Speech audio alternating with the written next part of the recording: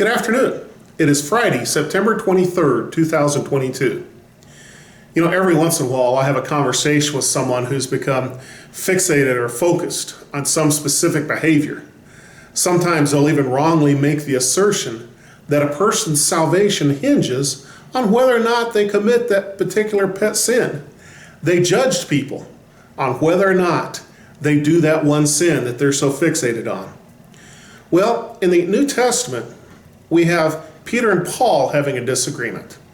One of the most famous disagreements in the New Testament is recorded in Galatians chapter 2, verses 11 to 16, and I'm reading from the New Living Translation, second edition.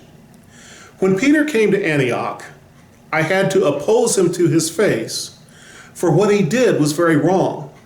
When he first arrived, he ate with the Gentile believers, who were not circumcised. But afterwards, when some friends of James came, Peter wouldn't eat with the Gentiles anymore.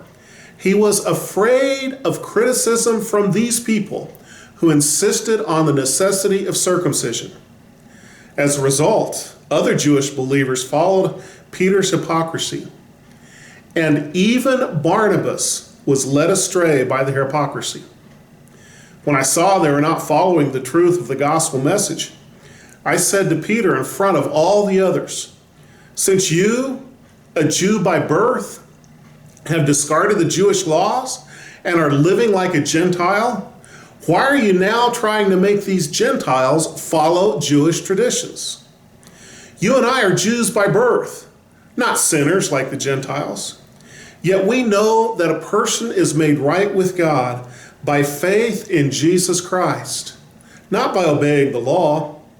And we've believed in Christ Jesus so that we might be made right with God because of our faith in Christ, not because we've obeyed the law.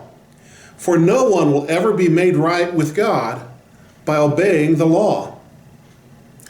Peter did wrong. Peter chose to ignore the freeing message of the gospel because he was afraid of criticism by those who had their pet belief and pet peeve on circumcision.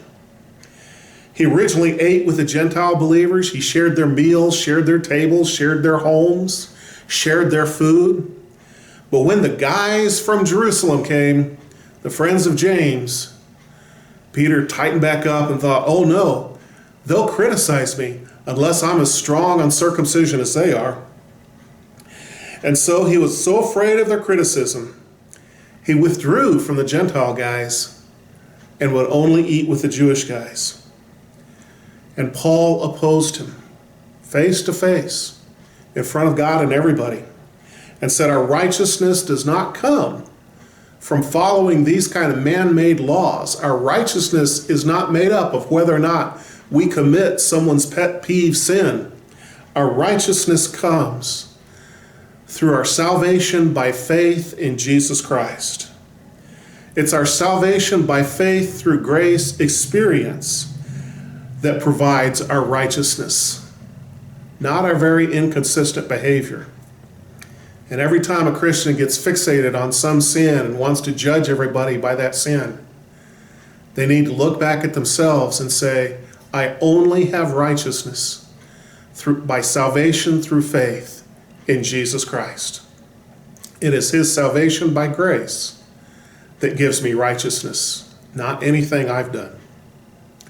May you enjoy the freedom and righteousness of salvation by faith through grace in Jesus Christ this week. God bless you.